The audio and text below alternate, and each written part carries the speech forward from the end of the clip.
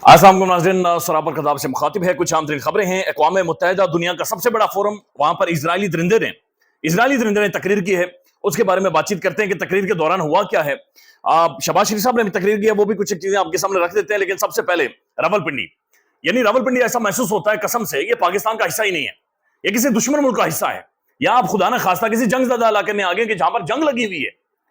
मैं खुद रात को गया रावलपिंडी के अंदर, बल्कि वीडियो ट्विटर के ऊपर शेयर भी की हुई है कि जब हम पिंडी के यानी लियाकत बाग की तरफ जा रहे थे तो पुलिस वाले ऐसे ऐसे डंडे लहराते हुए घूम रहे थे, लिटरली ऐसे घुमा रहे थे, और जो भी शहरी गुजर रहा था उसकी कमर पे वो मार रहे थे, ऐसे डंडे घुमा रहे।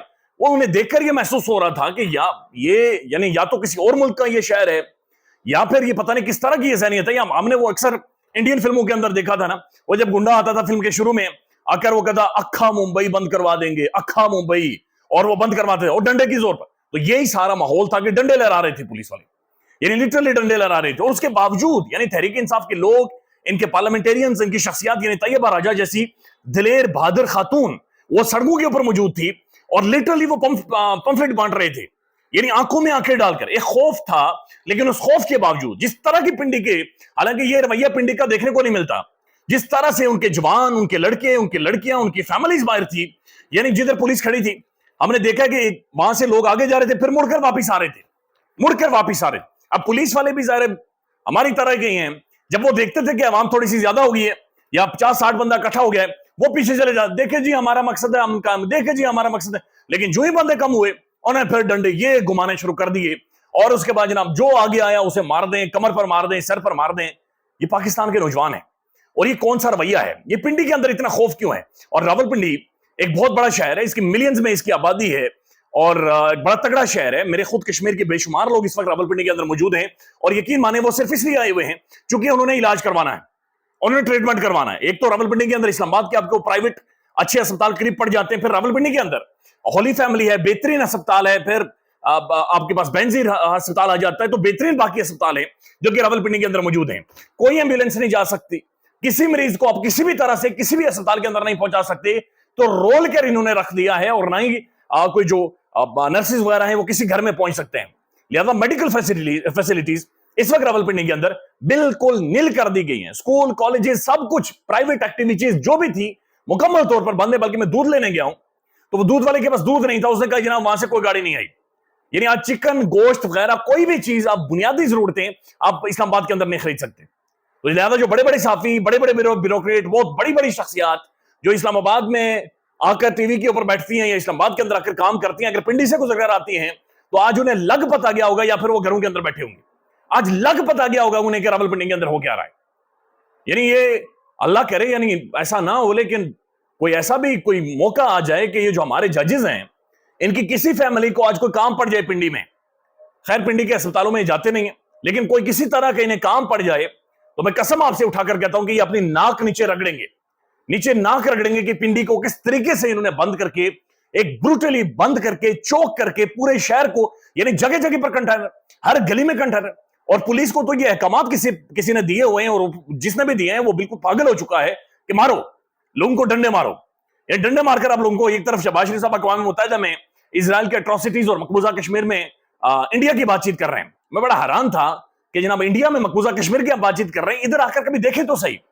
यानी पिंडी के अंदर अगर कोई भी बंदा मोटरसाइकिल के पर भी इस वक्त जाए और वो सिर्फ मनाजिर देखे, उसके बाद वो खुद कहेगा कि यार ये क्या है, फैजाबाद वाला रास्ता बंद है, 6 रोड, यानी कोई रास्ता, कोई गली रावलपिंडी के अंदर जहां पर ये पुलिस वाले खड़े हैं या जहां पर इन्होंने कंटेनर्स लगे हुए हैं, उसके बावजूद देख रहे हैं कि तहरीक इंसाफ की जो क़यादत है, फिर पेशावर से भी काफिले आ रहे हैं, और लोगों ने ये तहैया कर दिया कि जनाब हमने जलसा करना है, हमने एहतजाज करना, और ये हमारा बुनियादी हक है। ये बात ज़हन में रखें कि अगर पिंडी के मुख्तलिफ जगहों के ऊपर कंटेनर्स लगे हुए हैं, तो फिर बहुत सारी ऐसी जगह हैं, यानी पूरे पिंडी के अंदर ये एहतजाज फैल जाएगा, मुकम्मल तौर पर फैल जाएगा, और पिंडी के हर कोने पर, हर नुक्कड़ के ऊपर जाकर ये एहतजाज होना है, हर नुक्कड़ पर जाकर ये प्रोटेस्ट होना है, हर जगह पर ये एहतजाज होगा। फिर ये पिंडी का मुकम्मल जो घेराव है ये होने वाला है। इससे पहले ज़ाहिर है इमरान खान साहब की स्ट्रैटेजी बदली, और इमरान खान ने महसूस किया कि जब भी जलसा करते हैं ये उठाकर मवेशी मंडी फलाना ढिमकाना ये फेंक देते हैं। लिहाजा अब जो ये जो प्रोटेस्ट है, ये जो एहतजाज है, इसका इंपैक्ट इतना मैसिव है कि जिस दिन भी इमरान खान किसी भी शहर में احتجاج کی کال دے گا یا پروٹیسٹ کی کال دے گا, اس دن وہ شہر مکمل طور پر بند ہو جائے گا, وہ چوک ہو جائے گا, اس کے ارد گرد کے اضلاع بھی بند ہو جائیں گے, چوک ہو جائیں گے, سب کچھ نظام زندگی معطل ہو جائے گا. یعنی اس وقت عمران خان پریکٹیکلی اڈیالہ جیل سے ایک آواز کے اوپر پاکستان کا کوئی بھی شہر بند کروا سکتا ہے, پاکستان کا کوئی بھی شہر کھلوا سکتا ہے, پاکستان کے کسی بھی جگہ کو عمران خان صرف ایک احکامات جاری کر دے کہ ہم نے احتجاج کرنا ہے یا باہر نکلے اور آپ اسے بند کر دیں گے. اور یہ وہی راولپنڈی ہے جس کے تمام تر سیٹیں تحریک انصاف نے جیتی, لوگوں نے تگڑی وفا کی. اور راولپنڈی کے اندر میں نے جب رپورٹنگ کی الیکشن والے دن میں نے خود دیکھا کہ لوگ پیچھے کھڑے تھے اور بیمار لوگ تھے, یعنی ان کے ساتھ بہت ساروں کے ساتھ آکسیجن سلنڈرز موجود تھے, پھر انہیں ڈرپس لگے ہوئے تھے, اس کے باوجود لوگ وہاں پر موجود, بلکہ اسٹریچر پر بہت سارے لوگ آئے ہوئے تھے. تو پنڈی نے تو وفا دکھائی ہے, اور پنڈی کے لیاقت چٹھا نے بھی وفا دکھائی ہے, اور لیاقت چٹھا نے نام لے کر کہا کہ یہاں وقت کا قاضی اور یہ سارے ذمہ دار ہیں جنہوں نے ہمارا بیڑا غرق کر کے رکھا ہے اور راولپنڈی کی عوام کا مینڈیٹ چھینا ہے, اور راولپنڈی میں تاریخ کا سب سے بڑا ڈاکہ مارا گیا ہے. اور اس ڈاکے کو بچانے کے لیے پولیس کا, کنٹینرز کا اور یہ ساری چیزوں کا استعمال کیا جائے. بلکہ ہم آدھے گھنٹے بعد انشاءاللہ جائیں گے, ابھی جب میں ویڈیو کر رہا ہوں کافی ارلی ہے, 11 بجے کا وقت ہے, اور جب ہم جائیں گے تو آپ کو دکھائیں گے کہ جناب کہاں سے کیسے پنڈی کے اندر آپ انٹر ہو سکتے ہیں.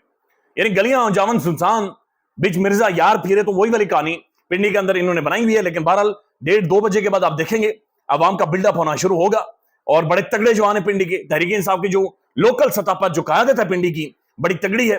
پھر پنڈی بوائز بھی ہیں, موٹر سائیکل آپ ان کی آنیاں جانیاں جانتے ہیں, اور پنڈی بوائز ہوں, پھر ایسا ماحول ہو, وہ تو ویسے ہی ان کا خون گرما جاتا ہے, اور انہیں غصہ نہیں چڑھتا, بلکہ وہ پھر ان کے ساتھ تھیٹر لگاتے ہیں, پھر وہ شوگر لگانا شروع کر دیتے ہیں. لیٹس سی بڑے دلچسپ قسم کا جو ٹائم ہے وہ آنے والے کچھ گھنٹوں میں آپ کو نظر آئے.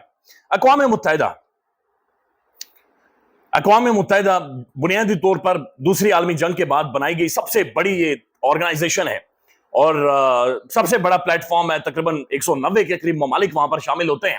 اور اقوام متحدہ خیر جو اس سے پہلے اس کی جو پیرنٹ آرگنائزیشن تھی لیگ آف نیشنز, جس کے بارے میں علامہ اقبال نے کہا تھا کہ کفن چوروں کی محفل ہے, یہ بھی کفن چوروں کی محفل ہی شامل ہوئی ہے. لیکن بہرحال امپیکٹ اس کا دنیا بھر میں جاتا ہے. شہباز شریف صاحب نے تقریر کی ہے جناب جنرل اسمبلی میں, ایک تو 20-21 منٹ کا یہ خطاب تھا, اور 20-21 منٹ, ایک تو مجھے سمجھ نہیں آتی کہ شہباز صاحب کو کم از کم یہ چھڑوا دے جو کچھ اب پاکستان میں. اور شہباز صاحب نے پھر کہا when debts are high you want to smile but you have to sigh. یہ جو انگریزی میں کسی نے لکھ کر دیا ہے شہباز صاحب کو, یہ گوگل کر کے ڈھونڈنا پڑے گا یہ آیا کدھر سے. when debts are high you want to smile but you have to sigh.